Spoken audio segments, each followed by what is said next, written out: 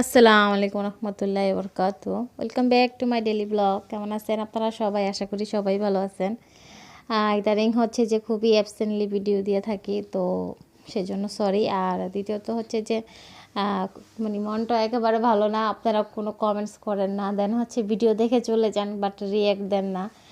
আর দ্বিতীয়ত হচ্ছে যে কি বলবো, যে আমারই অনেক রিলেটিভরাই আছে যে ভিডিও দেখে চলে যায়, পুরো ভিডিও দেখে।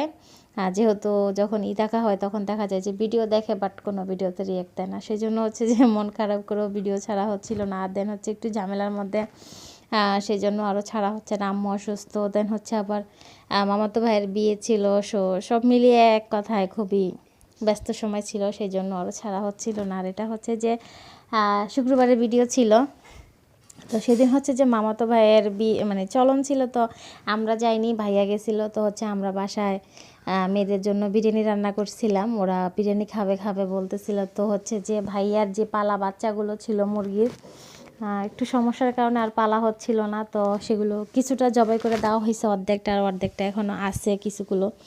তো সেগুলোর বাচ্চা দিয়ে হচ্ছে যে খুব সুন্দর করে বিরিয়ানি রান্না করা হয়েছে, আর খেতেও অসাধারণ হয়েছিল। তো এটাই।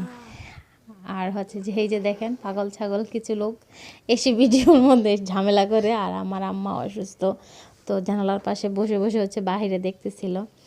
আর এই যে যেহেতু মামাতো ভাইয়ের বিয়ের অনুষ্ঠান বললামই, তো শুক্রবার রাত্রে হচ্ছে যে আমরা মেহেদি লাগাচ্ছিলাম। যেহেতু মানে গায়ে হলুদ টলুদ কিছু দেওয়া হয় না বা আমাদেরও যাওয়া হয়নি, আমরা হচ্ছে যে বৌভাতে গেছিলাম, সেজন্য বাকি